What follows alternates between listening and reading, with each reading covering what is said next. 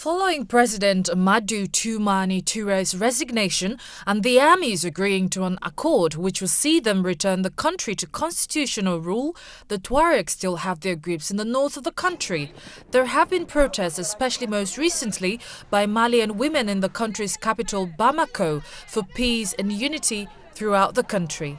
We are optimistic of good management because all the presidents of the political parties will be involved. Even us, the women that you see before you here, we're all going to be involved. Good management is obligatory. So we are not calling this a coup, but we are simply calling it a reshuffling. We have an obligation to conform to the Constitution of Mali. The Constitution demands that the National Assembly remain in power, and that is all. It is not a question of a person, it is only a question of the Constitution where we are concerned. The Economic Community for West African States, ECOWAS, following a BBC Africa report, met to discuss the possibility of deploying peace troops to the troubled northern Mali region. Nigeria promised to deploy a battalion to Mali, where ECOWAS state members decided on sending troops.